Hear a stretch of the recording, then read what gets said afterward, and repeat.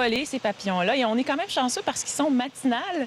Et si vous voulez bien, on va regarder ensemble comment va se dessiner la journée d'aujourd'hui. Parce que là, aujourd'hui, on est au centre jardin à Mel. Donc, à l'intérieur, c'est chaud, mais à l'extérieur, c'est pas très, très chaud. Et les températures qui sont plus froides, en fait, vont demeurer jusqu'à la mi-semaine.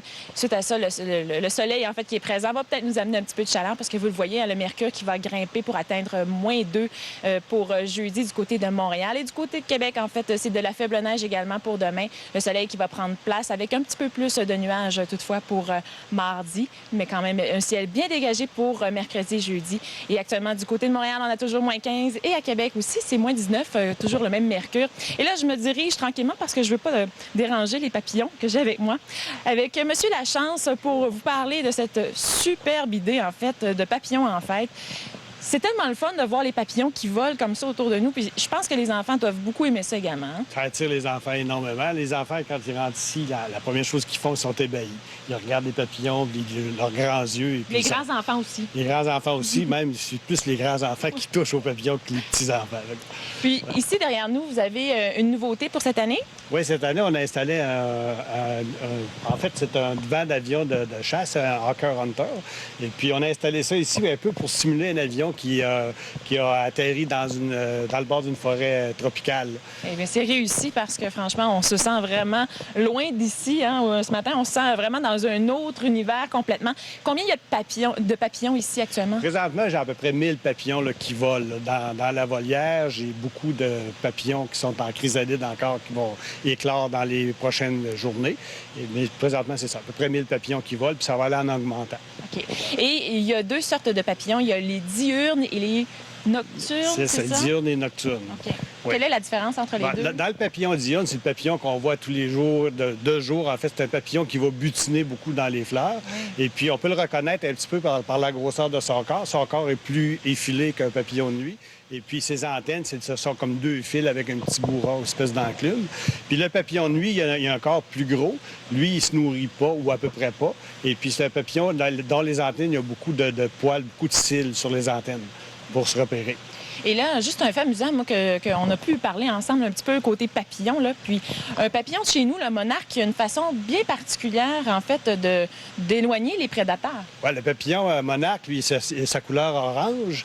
Et puis, pour les prédateurs, l'orange, c'est une couleur qui est un papillon qui est toxique, en fait. C'est une couleur qui est nocive pour eux.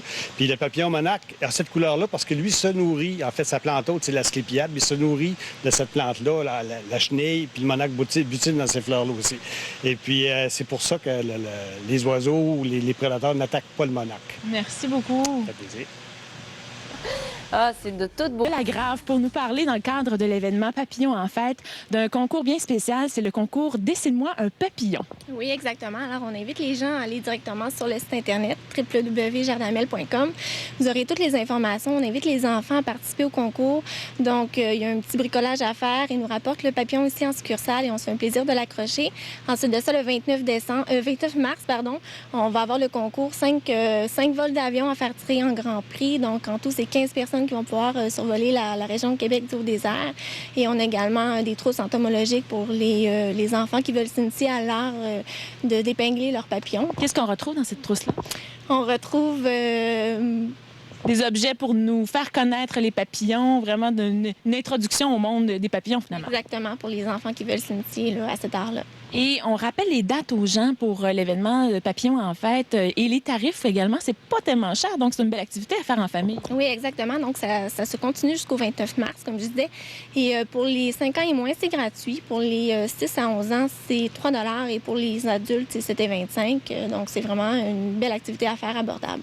Quand on est des grands adultes là, comme nous, mais qu'on a quand même un cœur d'enfant, j'imagine que vous êtes quand même tout le temps un peu impressionné de voir tous ces papillons-là. Hein? Oui, en effet, ça vole de partout, c'est très coloré, donc c'est une belle activité à faire pour la relâche pour les adultes. Et j'en profite pour te parler de la trousse éducative Papillon en fête, qui est une nouveauté cette année, qui est une belle collaboration avec Infobourg et Scoop, qui est l'agence de presse pédagogique au Québec.